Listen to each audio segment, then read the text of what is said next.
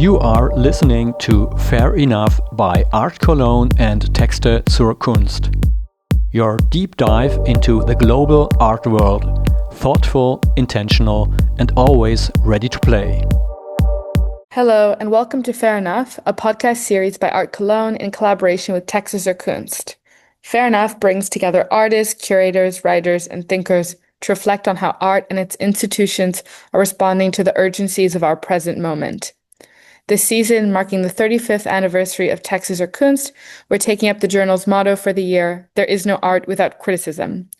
Each episode returns to a past issue of the journal to revisit the debates it sparked and to consider how those questions continue to shape the cultural and political landscape today.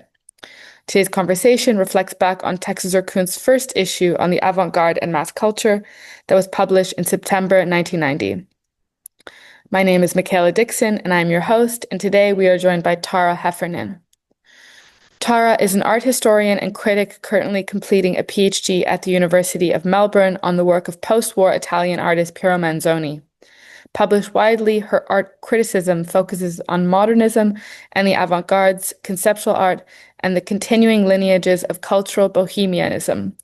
In 2024, she guest-edited issue 18.1 of On magazine and was a judge for the Darling Portrait Prize at the National Portrait Gallery in Canberra.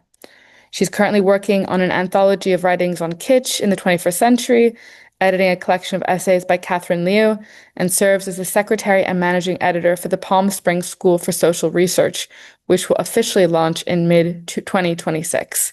Tara, thank you for joining us today. For the listeners, I first wanted to start by contextualizing the essay that you wrote for Unprojects that was called Badaud Writing, Art Criticism, and the Capitalist Subject. Would you give a brief summary of the article and maybe briefly talk about the issue that you edited on the topic of the Badaud in general? Yeah, absolutely. So this came about, I suppose, in 2024. I'd started making the plans probably mid to late 2023. In terms of the issue, I had thought about a number of different things. I'd thought about kitsch. I'd thought about Philistinism, which was sort of following from Vladimir Nabokov.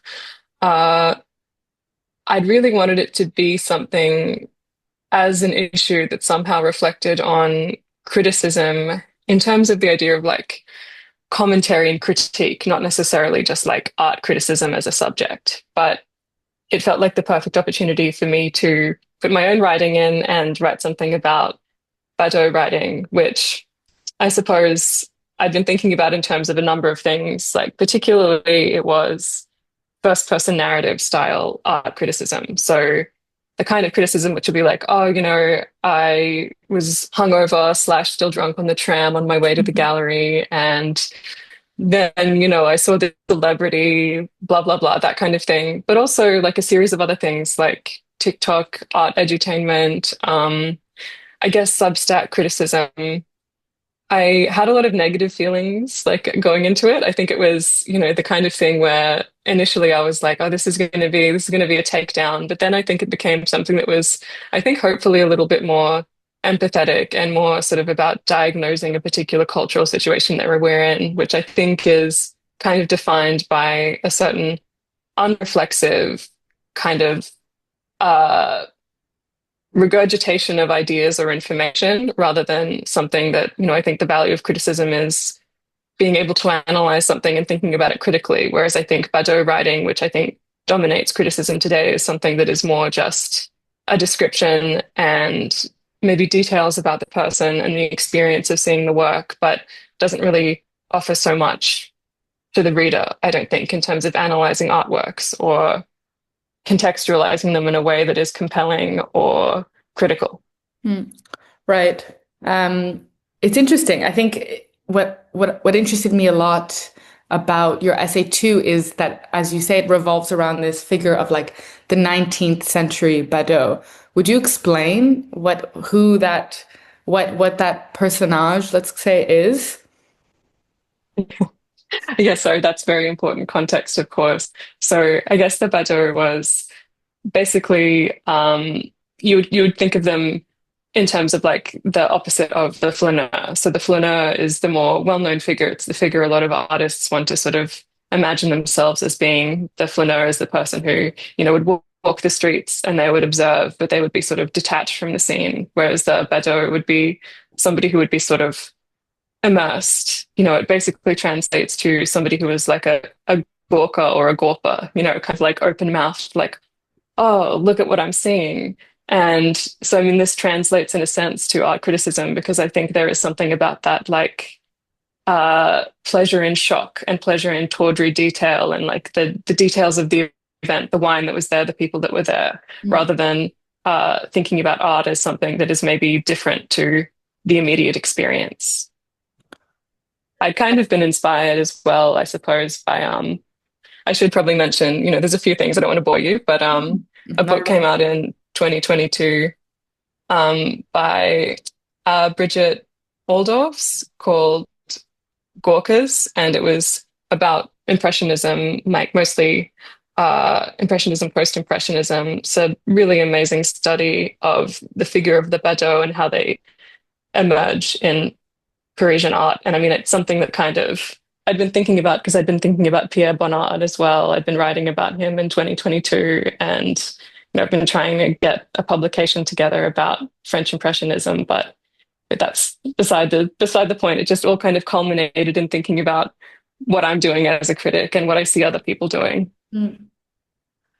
You write in a way that I find really interesting then, about like the Badaud, social reportage and self-referentiality and criticism. I mean, you've kind of just mentioned it now too, talking about like, the wine at an opening, etc., instead of talking somehow about like the art.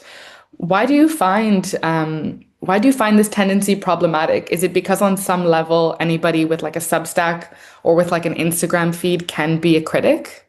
No, I should really point out that it's definitely not that kind of binary between like legacy media and, Substack and Patreon podcasts, whatever, because it probably does come across that way. I think of this sort of self-referential and, personal narrative style as something that is completely pervasive and, it's actually encouraged by legacy media. Mm-hmm. I don't think it's inherently problematic. I mean, I think that it can be, really informative and really interesting if it's written by somebody who, I don't know, you don't want to use these terms, it's hard to avoid them, but someone who's maybe being sincere about their intentions, or, there is something important, I think, about describing, for example, stains on the gallery floor, like the bathroom facilities. That can be something that's interesting because it gives you a sense of, the economics behind the space or maybe the particular culture that's there. But I think when it becomes something that is more inward focused, well, not even inward, because I don't want to suggest it's something that's particularly personal. I don't think it is. I think it has the pretense of being personal, but it's more about the experience socially and transactionally with the gallery and with the people in the art scene. So I think that the thing that can become problematic about this kind of writing is that it becomes, a lot of people have said this of, art criticism and reviews lately, they seem more like press releases or, interviews with the artist, like different kinds of publicity. And I think that there is like a disturbing sort of definitional problem going on in art criticism, where a lot of people, I think, go into writing reviews and they don't know that, it might be maybe a little, I don't know, not even necessarily unethical, but like compromising in some way to have a conversation with the artist and have them know that you're writing the review. Right. I don't know what the culture is elsewhere, but in Australia, it's truly, I got like an aggressive email from an artist once after I'd written like a really positive review of their work. Like it wasn't flowery or like, oh, this is amazing, but it was a really positive review. And they seemed really angry that I hadn't come to them to talk about the work before I wrote it.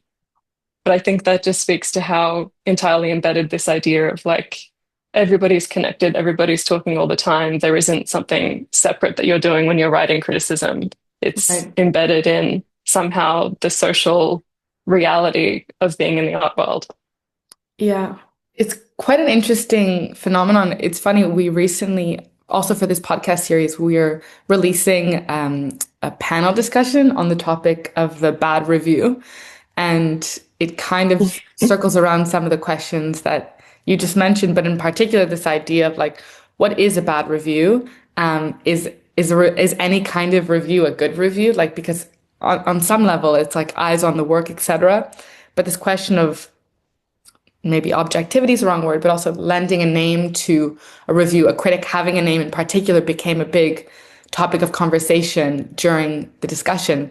This question kind of that I had been interested at one point in talking about too was a bit this idea that sometimes on Instagram, or like not just on Instagram, online in general, let's say, there's a tendency to be able to make a certain kind of like commentary about things without actually signing your name. So not having kind of an authorship behind the words that you use and the repercussions of that. But it's interesting too what you say about kind of like the possibility that the meaning of a particular artwork is locked in with the artist. And there's sort of like a relationship between, the artist is like a key to understanding something fundamental, and you need to kind of have access to that person in order to have access to something about what's going on in the work, because it also speaks back to this question, this genre, if we turn back the clock a bit, of new journalism, which you also discuss in the essay, which I found quite interesting, because I do find, especially amongst myself and my peers, new journalism is evidently like quite an important reference and quite an important niche that's kind of become popular again. One of my questions, I guess, from this is, what do you think, I guess, new journalism offered that feels sort of absent now? I'm weary of making it too much of a binary, like new journalism good, now it's bad. But I'm kind of curious about what your take about what's missing in, or what could be missing in the kind of current social reportage Badaud phenomenon. I suppose the thing about new journalism, and maybe the difference between new journalism and Badaud writing, what's missing? I don't necessarily think that it's so different. I think that really new journalism planted the seeds for Badaud writing, and a lot of new journalism, in a sense, has the same issues. So one of the critiques that also, I should say, was kind of a driving influence in my article was Christopher Lash's critique of, I think he calls it, if I remember correctly, pseudo self-insight. So just have a look. Maybe I have the quote here. It's just this wonderful line that he talks about the fictionalization of the personal narrative, or the expression of the inner self. He describes it as becoming this sort of parody of the inner self. And he's talking there about people like, I think like Tom Wolfe, is it Paul Zweig, some of those kind of early like key figures in new journalism, Norman Mailer particularly as well. But the thing is, I don't want to be too negative about new journalism, because I think it's really interesting. Somebody like Tom Wolfe, he was an insider who could write with flair, and I think he was also somebody who, there were things at stake. So it's a completely different context now, I think, because as well, you can say that new journalism is now becoming more popular again. I appreciate that maybe new journalism as like a genre that was popularly, connected to the 70s and the 60s, and has this sort of sense of like countercultural clout. It's really interesting now, and people are rediscovering these authors. I think there's something particular about that. But the sort of energy of new journalism, and that sort of idea of externalizing the internal self and focusing on personal experience, it hasn't left our culture. It's become the dominant mode. I think there's this tendency that we have often to kind of romanticize the first sort of burst of transgressive action, which, then becomes sort of repeated and, reified. But new journalism, it's important because it was actually subverting something. Like, it was different to be writing in a way that was like talking about what's going on in your life. And it gave a sort of sense of what the 70s was. And that's something that is like incredibly important to, you know, where we've ended up and what's going on now. Mm. But these people were also really interested in literature. They were really well read. They hadn't been, you know, raised, come of age in a culture that is entirely obsessed with the self in the Mm. way that we have. I think there is something, yeah, so I feel like I'm aware that I'm maybe rambling, but I think that there is something really key about that rediscovery of new journalism and that reinvestment in interest. And I think it's particularly because we've seen a complete perversion of it. But at the same time, I think you need to be wary of the fact that a lot of these authors, they were already exhibiting, you know, the traits that I think are quite problematic now. Like it was just the first seeds of that. Mm. Yeah. The other thing it sort of reminds me of in your article is this sort of this part of your article that discusses how Badaud writing in particular is also using what you'd call informal language quite liberally. It's an interesting kind of, let's call it, it Mhm. can be seen as a bit of a subversion of like an academic register, I would say in particular, and how the more like the art, a particular scene of Badots or of writers or of artists are trying to kind of like find a dialogue or find a way, I don't know, beyond, I suppose, like what for a long time was an academic register. But interestingly enough, I mean, what's the academic register is something that's taught to us, some of us, in a certain moment. I wonder, what do you make of kind of the informal use of language that is quite liberal? Like, do you see it as something that's like ironic or post-ironic or self-conscious? Yeah, that's a really good question. I mean, the way that you phrased it also, you've got me a little bit stumped. I suppose that the way that I feel about it is that, you know, not to kind of reiterate this concern with pseudo subversion, but it has just become something that's so embedded in the way that people write. It doesn't feel like it really has, I don't know, I think every bit of fun has sort of been wrung from it. I don't think it does the thing that people want it to do. You know, it's something that maybe in the 80s or the 90s, it would feel still like, oh wow, there's like swear words here. But, you know, now it's like people take mugs to work that have bad words on them. You know, there's like self-help books that I think are like, I don't know, it's something that Hmm. is completely embedded in mainstream culture. And it is like, you know, um, I think I guess it's just this idea of anti-intellectualism, which is Hmm. completely normal and has also been totally absorbed by the university as well, that is the Hmm. problem.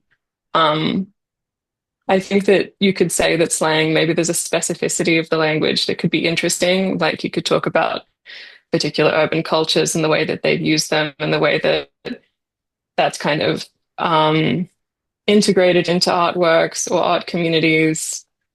Definitely there'd be some interesting studies of that, but for the most part, you know, it feels like this sort of gentrification of urban language. And I don't necessarily think there's anything wrong with it or there's anything wrong with using it because it's like, you know, if you're just riffing, that's how that's how you communicate with your friends. But I think it is used in cynical ways where it suggests familiarity and it suggests a kind of hostility towards ideas. And in the past, there was this idea that you would use slang or you would be sort of crass and you would say, like, oh, you know, you can still be smart and, you know, consume trash culture. But now it just feels like that's actually smuggling a Hmm. complete hostility to critical thinking and art. You know, I think that's something that's broadly the problem with this sort of popism and celebration of popular culture and talking about celebrity culture, which does also seep into art criticism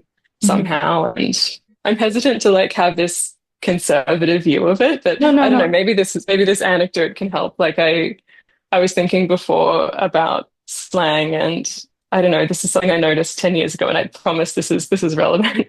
But I would notice my friends using new slang, like or just people I'd see at parties, they'd be using like new slang words, but they would use them without respect to their meaning. It would just sort of be, just kind of awkwardly inserted into sentences or conversations. And you could tell that they were doing it because they wanted to signal that, like, I'm up with the kids' language, like, I know what's going on. And it didn't, it feels funny to me in that way. That feels like the same thing as, like, pretentious academics using words without really using them properly, or, just dropping a reference to Walter Benjamin. And, it has this sort of arrogance and, uh, you know, false importance about it. But because it's something that's like low culture, people imagine that it's important and funny and, oh, shaking things up.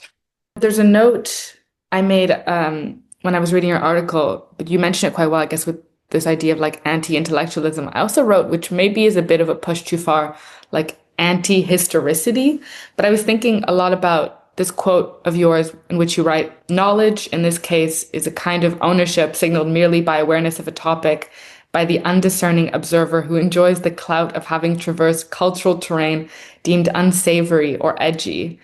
And I liked it because it seemed to me to also signal, this is maybe a bit of a push too, but some kind of relationship to language, to thinking that had been kind of, proposed by like deconstructionist thinkers at some point and then later abandoned when that project also kind of was abandoned for several reasons.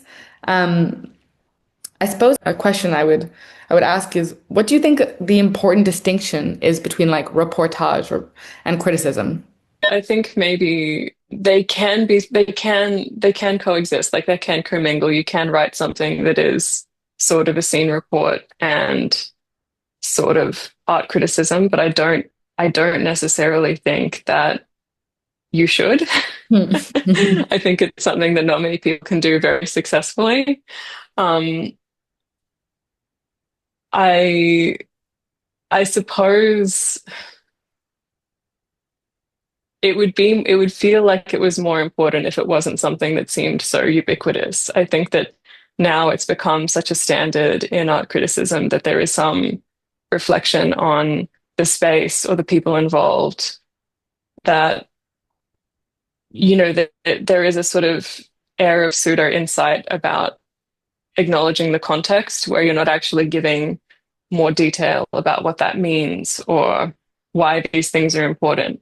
So I should say, like, it is interesting, and I think it can be good to have a kind of documentation of what a scene was like. Like, not everything needs to have some sort of critical edge or insight, but it's just like we need actually more critical edge and insight. There needs to be something that is more like, what does it mean that this was like this? What does it mean that this person said this thing? Not just, can you believe this person said this thing? So I know I'm talking maybe in a little bit vague sense, but the section that you were referring to before, where I talk about that sort of people dropping references to, edgy figures or, you know, uh, current events. I think that there is something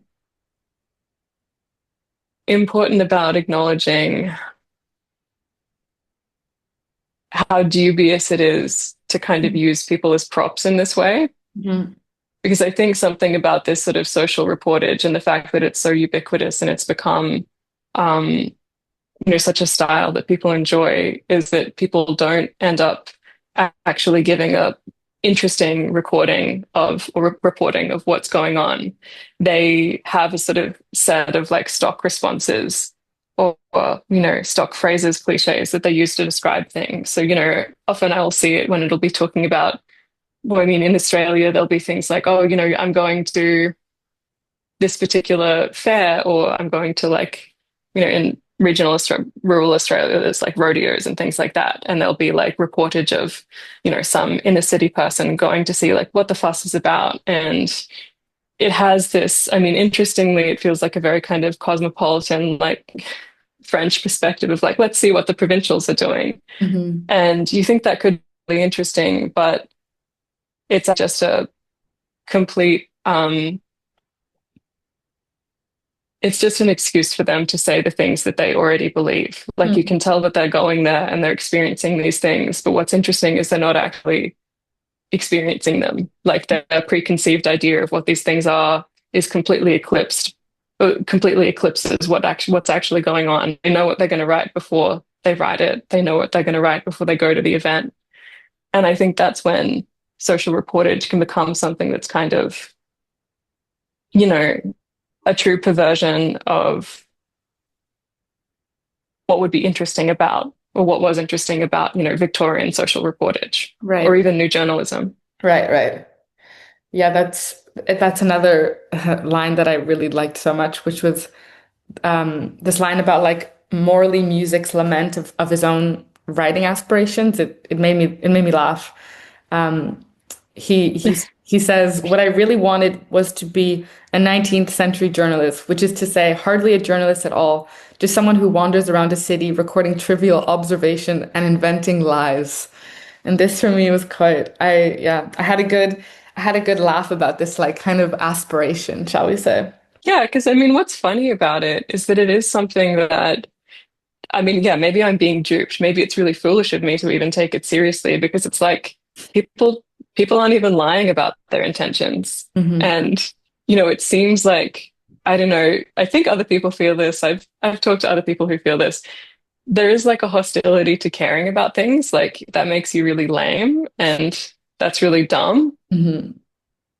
And I find that, yeah, it seems so pervasive, and it makes you feel foolish for trying to level a critique. It's like people kind of know what they're doing. Mm-hmm. It sort of isn't even something that's being concealed. I mean, it's being flaunted sometimes. Indeed. Another sort of defining feature of the Badaud that I thought was worth to discuss was this question of like attentiveness that you mentioned in particular. So like the Badaud has to be very much like up to date on the contemporary moment in order to sort of to continue kind of its status as the Badaud. I kind of wondered based off of that observation, whether you saw this idea of like this 24/7 attention economy kind of shaping criticism in general, so shaping kind of the things that were coming out of it.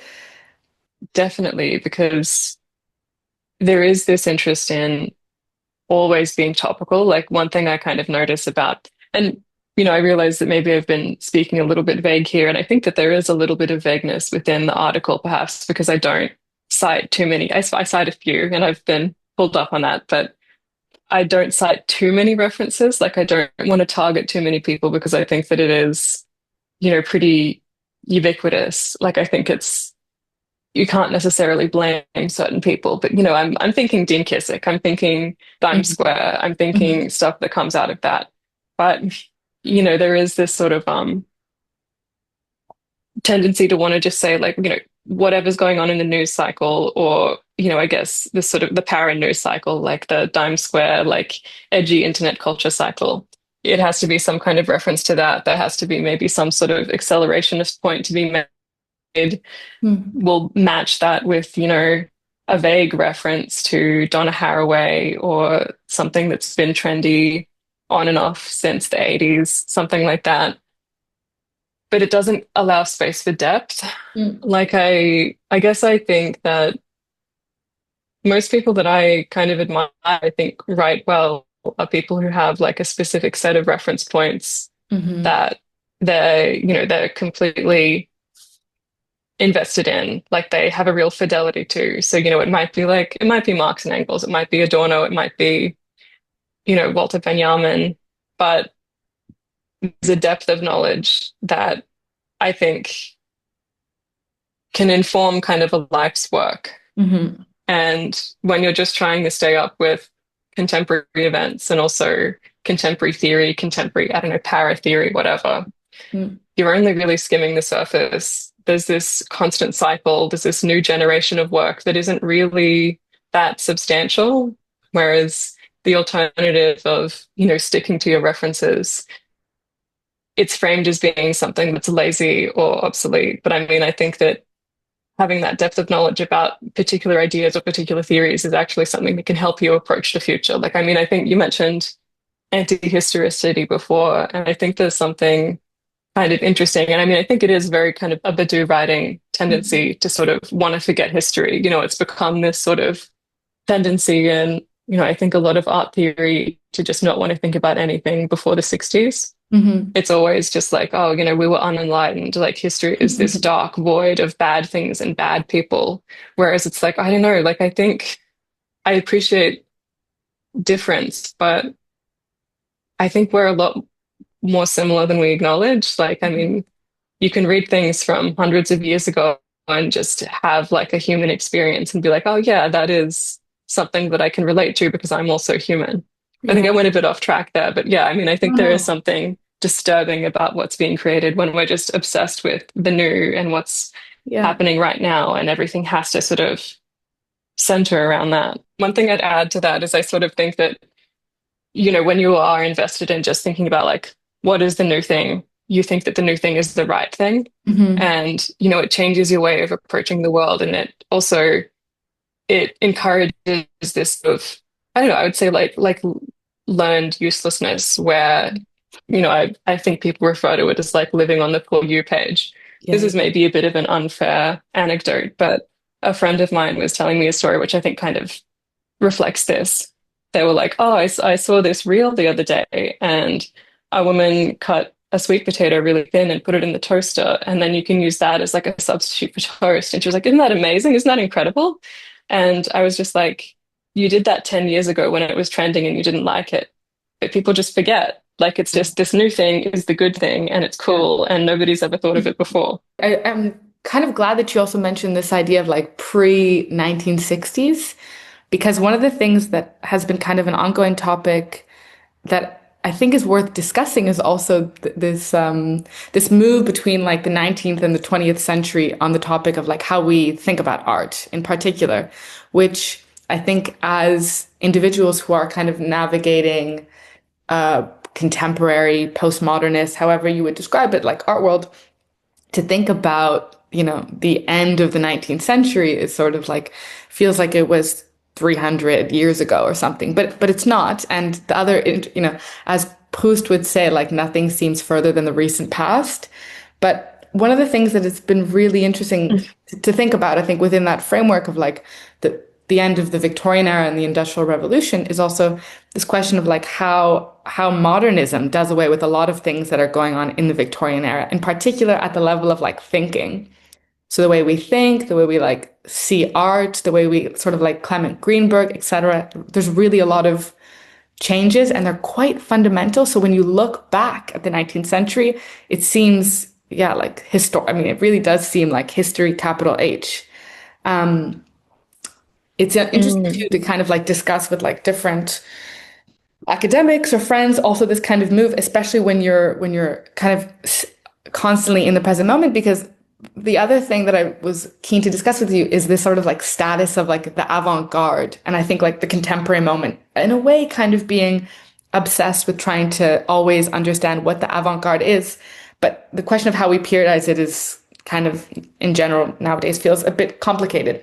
My question regarding the avant-garde was, do you see this kind of the figure of like the Badaud's attention or hyper-attentiveness, a desire to like lock on to a moment, perhaps in the hopes that later it will be historically important, so later it'll be deemed to be a kind of an era of an avant-garde or something? Maybe this is foolish on my part, but really, I really don't think that there is a serious consideration of posterity Mm. in Badaud writing. And, I don't think that in our cultural moment, there is necessarily much thinking about like Mm. creating a legacy. I guess you could say that in academia, and, I think in para-academic spaces too, you see the obsession with creating kind of gimmicky neologisms or whatever is something that people think of as like making their name. But I don't, maybe I'm being unsympathetic. I feel like it is something that's usually only an investment in the near future. Mm. And, I doubt that it's a sincere investment in thinking of something as being important Hmm. in a historical sense. But maybe that's my own cynicism. I guess I would say, though, that sometimes it is. Like, I think that maybe right now we're going through a moment that is like incredibly, I think this is a very crucial time that we're in presently, like mid 2020s, like Trump 2.0. I guess as an art critic who's maybe more invested in thinking about art as something that can mark the moment, I kind of think that maybe film is something that's doing that more than art is. Like, I mean, we're obsessed with thinking about the avant-garde, but I think that the things that are kind of important to our moment and recording our moment aren't happening in visual art. And I mean, visual art has just been something that's so, you know, it's just been spread so thin. We've tried to make it into so many different things that I don't know, it's hard to even identify what it is, right? Hmm. Do you think, in a sense, this style of like no posterity, other academics have called it like immediacy, is a good example, is in itself then something that could develop Mhm. as a style itself or as like a cultural moment? I don't know. Like yeah, I'm not sure. Mm, yeah, yeah. I think it is important to think about like the future. And Yeah. I don't think that there are really that many sincere engagements. Maybe that's just my limited knowledge and my limited experience. What do you think? I've been thinking also a lot in general about, the art world is often described as like a contact industry. So it's an industry built on like networks, dinners, studio visits, friendships, really like interpersonal relationships on some level are really foundational to how exhibitions and also criticism, etc., are sort of flowing throughout this ecosystem. What do you make of the argument that cultural capital and community ties are indispensable to the ecosystem? And then how would you see the role of the Badaud in this idea of cultural capital?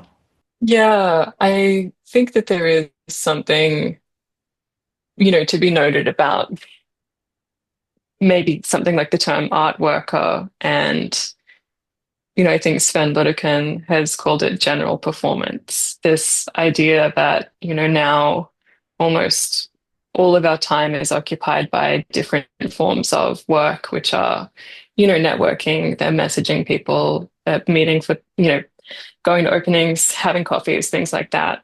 Um, I guess like I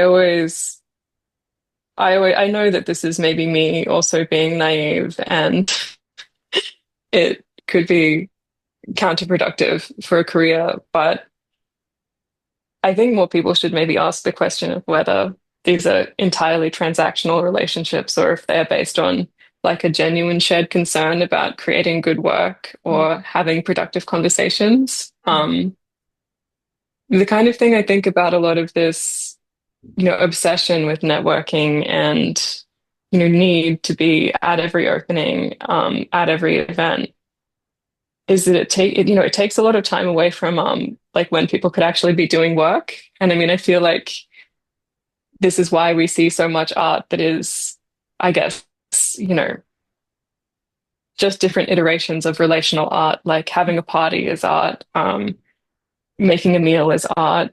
I really just feel like this is like a further extension of this sort of,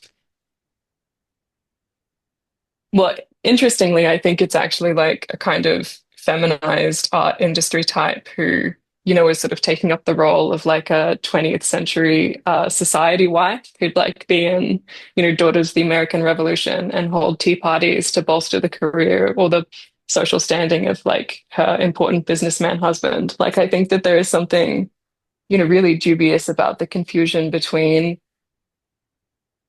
art and socializing and work. And the Badaud is maybe like a brilliant example of this type because the only thing that like a Badaud curate or critic produces is writing. And Mm, it's just writing that is something that is embedded in their social experience and the justification of their role at exhibitions in relationships with artists and so on. mm, mm. Nowadays, do you see criticism functioning in general like a performance where the persona of the critic and presence becomes as important as what they actually say about the work? I don't know if you have in particular sort of like thoughts about this, like as a critic yourself. Yeah, I mean, are you thinking of particular examples like I guess, Jerry Saltz or yeah. I mean, these sort of figures, but I guess the follow-up question was also this idea of like what does the critic have to do and deliver that the Badaud cannot and does not? And maybe that's a question of like expertise in particular. I guess in the context of like this conversation and thinking about like art criticism and maybe the reason that the Badaud is such a prominent like way of being, um, I'd say like absolutely, they're completely intertwined. There is a particular kind of performance that is embedded in their social media, the way that they interact in the world, and of course their writing. I think that if you want to be sympathetic about it, it's because there isn't really, nobody gets to be Robert Hughes anymore. Like you're Mhm. not just going to be able to live your life as an art critic, just travel around, have enough money, have a good time. That's not something that's possible. So you do just need to create this sort of, you're just an influencer. You basically have to just be a social media presence and have a particular vibe about you. I Mm. mean, I think it's kind of funny. I don't know. I hate, yeah, I don't like personal reflection, but maybe it's relevant. Like, Mm.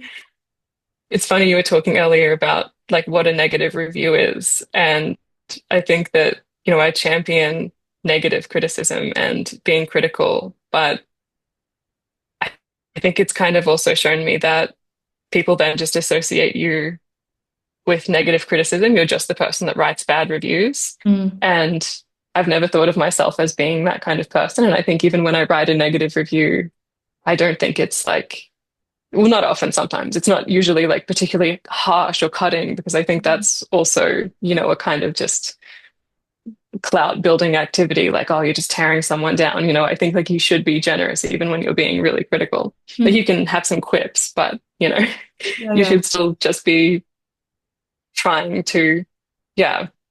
Um, I I think that if we're going to be positive, which I think we should be, Mhm. I think you can kind of see that people are just becoming increasingly fatigued with this stuff. Like I think that there is like evidence of an interest in more sincere and I think engaged art criticism. I think that comes out with people's interest in things like the Manhattan Art Review. Like regardless of what you think of it, like you can see that there is like a sincere engagement with art, and it's sometimes a little bit about the social scene and what's going on.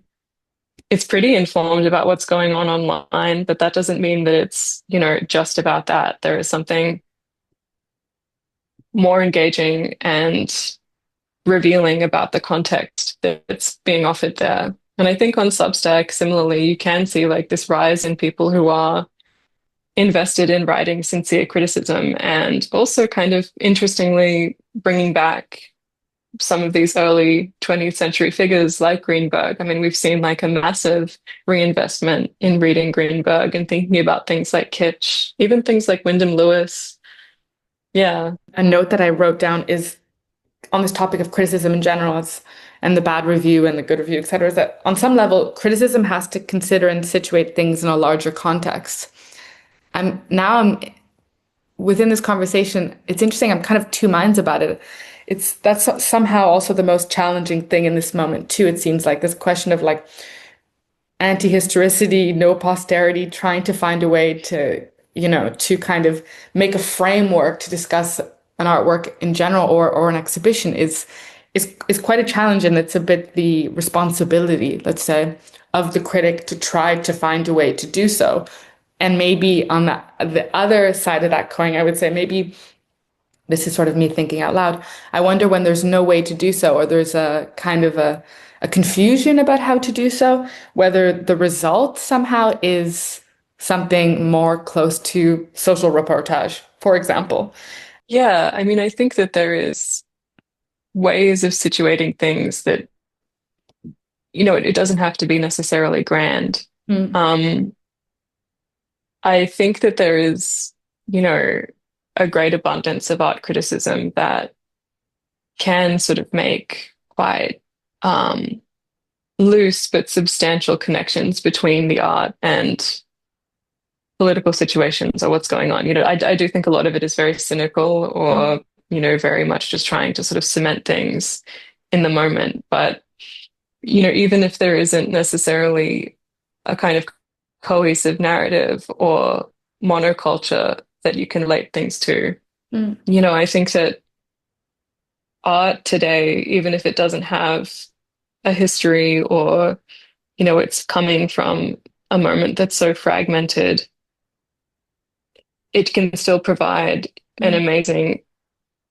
manifestation of like cultural symptoms. Like, I think what a good critic can do is they can look at something and identify where it's come from and maybe see like a broader lineage. Because like I was saying before, as much as people might not be intentionally responding to things, or it might not be, part of a particular legacy, like we're all human. And I think it's not foolish to try and connect things to the past. And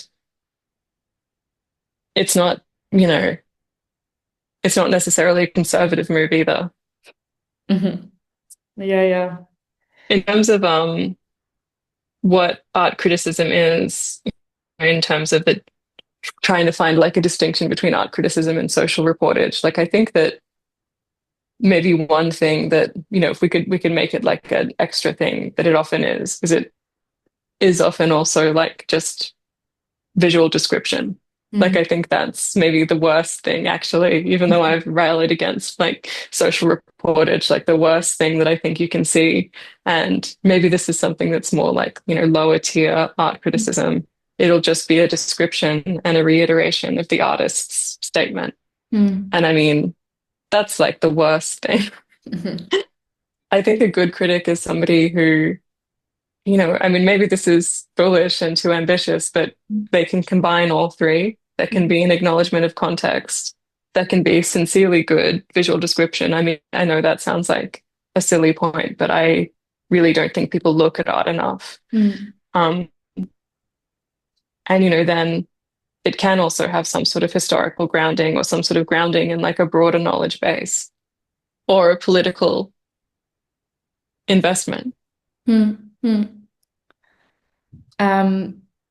I mentioned it sort of earlier, but I kind of wanted to ask in a way, maybe more like directly. Do you have any particular sort of thoughts about the current moment of art history in which we find ourselves, or have you thought of like a name or a genre for it apart from this kind of idea of like no posterity, or do you think maybe it's more of like a transitional phase? It's a bit more of like a speculative question, but I'm curious in what you think. I'm really not sure, and I think it's really difficult to diagnose because, like you were mentioning earlier in terms of, what it meant to move from the Victorian era to the 20th century. There is something very big going on, and I mean, as an art critic, I mean, I think of it often as like, through cultural terms. And one thing that I think is really big right now, and I think you see it manifesting in, particular cultural products, like, for example, Almodovar's last film, A Room Next Door, is the death of the bourgeois subject. And I mean, I know that the bourgeois subject is somebody who is, kind of reviled as like, well, like, compared to the Philistine. But I think the bourgeois subject, there's still somebody who was sort of informed about art and who valued art education, albeit in maybe a superficial way. But now you're kind of seeing this sort of, I would call it like an investment in systems and efficiency. And I don't know, this complete deference to pop culture taking over. Like there is, we might have judged 10 years ago that kind of character who was like, very stuffy and like pseudo-intellectual, interested in Cézanne or whatever, but that kind of era is ending. And so I kind of wonder what's coming next. And I think the Badaud is maybe part of that transition. Yeah, I was about to say it's funny because on some level you think about that character and you think Yeah, but at least he's like earnestly or like genuinely interested in Cézanne and has things to say about the work of Cézanne in a way that is also Yes, yeah. interesting and like not enlightening, maybe it's the wrong word, but curious. It's thought through, it's engaged. You know what I mean? It's like really making contact with something. I don't know if they necessarily I don't know if they necessarily always were. Like, I mean, I think there's some great critiques of that kind of bourgeois character, but yeah, it was now I think like in retrospect we can really appreciate how cynical it is to mock that Yeah. like investment in looking at art and thinking about art. And, you know, you can kind of see the decline of these sorts of events, which would be like, you know, in Australia, you'd have that kind of public, like semi-scholarly lecture whenever there'd be like a winter masterpieces exhibition. And, you know, it would be attended by like a lot of older people, people who are maybe like lawyers, people who are teachers. Like it was kind of a great community vibe. And it was wonderful to see people genuinely engage with art and have, you know, at least serious conversations Mm. that could be serious. Like sometimes they could be very critical, sometimes they could be very informed, sometimes not, but it was still something that was really beneficial to everybody involved. Yeah. Yeah, no But doubt. now we have, you know, Star Wars Lego and Labubu. Yeah. Yeah, indeed. Honestly, like I think that the vagueness of your Mm. article actually is a strength because I think it works well that it doesn't like it seems to like impl like I like that it implies something that's very concrete. I think if you're like a person that pays attention in general without like calling out those people. Like I Yeah. did to a friend of mine who's an artist who also writes, who's quite like interesting, careful, and considered. And it was funny because I think the first thing that he thought is he was like, "Oh my gosh, do I do that?" And I thought like, okay, but maybe that's an interesting part of the article in general is that you should like wrestle with your own your own personal implications, like and like how you're operating or how you're Yeah. thinking. And it's not like it's not a diss, but it's like also it's an opportunity to like move something forward, like as a community, as like as people who like think and like care about art to really decide to like care more or something, and like that the stakes are, you know what I mean, like serious. So that Mm. that's actually one of the things I liked the most about it is like that there's like a level of there's stakes, but there's yeah, there's a care about like the thing itself. It's Yeah. just this kind of more like shiny things on the outside.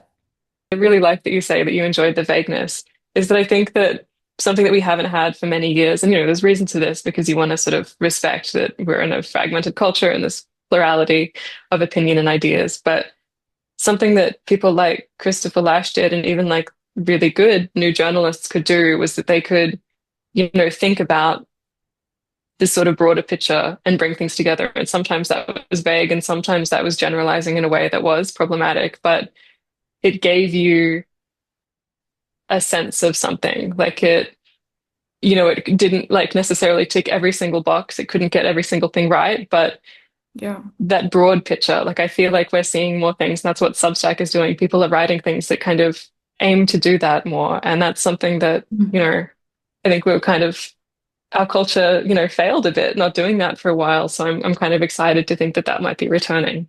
Yeah, it's a bit like the like the And Zoom. criticism's a good space for it.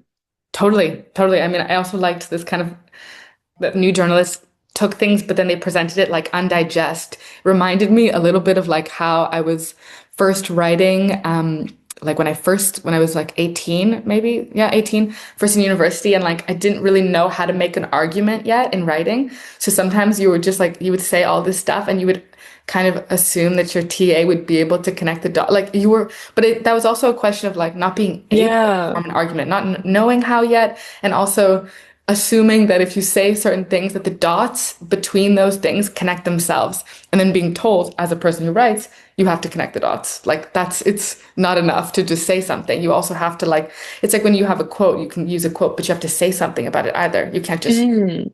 you know. Yeah. I mean that's so true, but I think it's also funny in that you know, I feel like a lot of the vagueness that we're seeing now in the way that people write is also perhaps because, you know, like I was saying before, with that kind of idea of writing these sort of general histories or these general cultural assessments, um, you can't get everything right. And I think that now a lot of people go through university and they learn how to make arguments, but they only do it in a fake way. I think that might be just like a last 10 years thing, but it will just be, a fear to commit to something that's too ambitious. So it will just be like a really, really simple essay and a really, really vague point. And I don't know, I would say maybe like, you learn formulas, formulas are important, but it doesn't encourage like ambitious writing. Mhm. And I think that Yeah. a lot of the people who have learned to write box ticking assignments that aren't ambitious, Mhm. one of the things that I sort of think that a critic should do, and I think, maybe more people should do, is like actually to be able to do it, you have to just be a bit detached. Like you can't be somebody who is like super Yeah. in the scene. And it's just so hard because most Yeah. people who are writing art criticism, like for the reasons that we've talked about, like you can't really have a job. That can't just be your job. You Yeah. are all of these other things at the same time. So you are just embedded in other people's lives. Like Mhm. ideally, you're probably not going to too many parties. You maybe have a small circle of friends, but you have a level of detachment where you can write about things and not be worried about offending your friend or causing some sort of friendship rift. Yeah, or being like or having like precarious work. I mean, in the bad review panel, one of the main points, Exactly. yeah, one of the main conversations actually, there was a book, it's got to be about 150 bad reviews that artists submitted. So they went out to a bunch of artists, they said like, "Can you, if you don't mind, would you send us your bad reviews?" Some people were like, "I can't touch that. That's traumatic. Like I really can't revisit that." Other people were like, "No problem," and would send. And there's quite a range. I mean, one of the first ones that also made me laugh out loud was someone describes the sculpture of this woman as like unforgivable, like really intense. Like there's and some kind of like poetry in that too.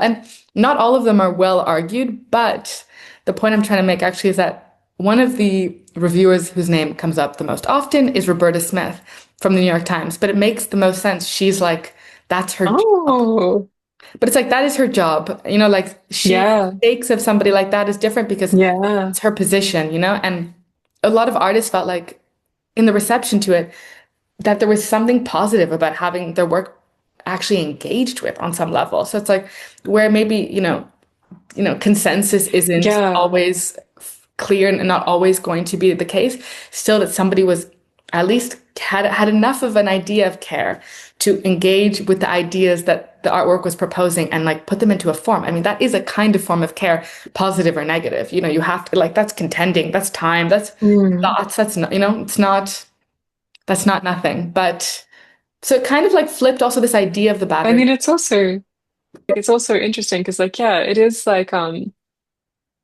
also getting that bad review is like a really unique experience to just have like a sincere engagement where you might actually change something about the way that you're working. Because I mean, if somebody isn't just writing like just trying to take you down for fun, Yeah.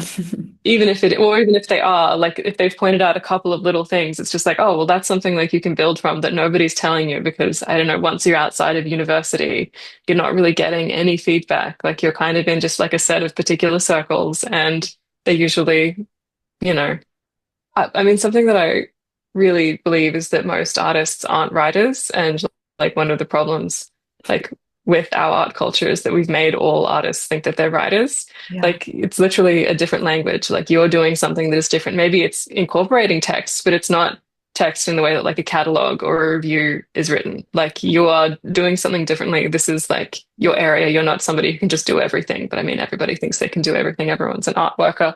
But yeah, I think that there is something really disturbing and corrosive about this sort of.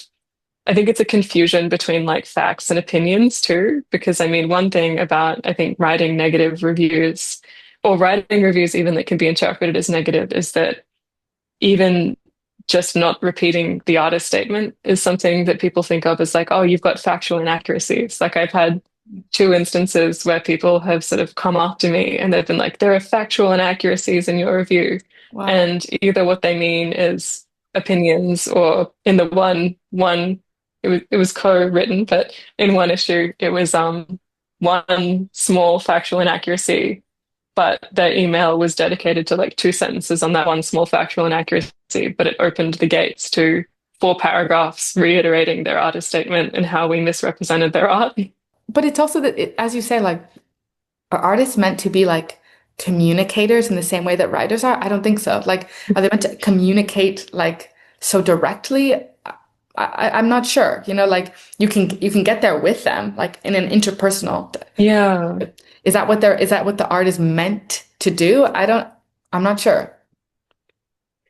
Well, I guess because it's also like you pointed out earlier that, the same with the writer as well, is the artist is now just so intertwined with their image. Like it's not like it's just their art, it's also their image. And, another problem is that I think people don't really care about criticism, and it's not something that's really, I don't think people really even understand what it is. Mm. So they have this need to control the public narrative about them. And I mean, it's not like it's a personal like critique of any person in particular. Like it's just this is culturally where we're at. My final question for you is kind of about where you imagine or criticism might go in the next 10 years. I know that's a long period of time to think about, but do you think there's kind of like, do you see maybe in your own community like a certain trend for the direction of criticism even in the next few years? I mean, I think I'm just repeating stuff that I've already said, but I really do just think people are becoming more invested in serious criticism, and there's going to be a little bit more. I mean, I hesitate to call it this, but I think there'll be more of an attempt to create adult culture rather than this sort of perpetual adolescent, fun, sort of semi-social reportage type criticism. I think that we're going to see a return to stuff that is more sincerely engaged, maybe like historically linked. I think you can already see it on Substack. I'm not sure about how legacy media will go, but I think you can already start to see a little bit of a swing back. That's what I think. Yeah. Thank you so much for joining us, and thank you for this really insightful conversation. I really enjoyed talking to you about this article and hearing your thoughts, let's say kind of like a year after you've written it. Oh, thank you so much for being interested. Thank you for listening to Fair Enough by ART Cologne and Texte zur Kunst, where ideas travel and perspectives expand. From the world's first art fair to 2 days conversations on modern and contemporary art. The dialogue continues, every fall live in Cologne. For more information, visit artcologne.com.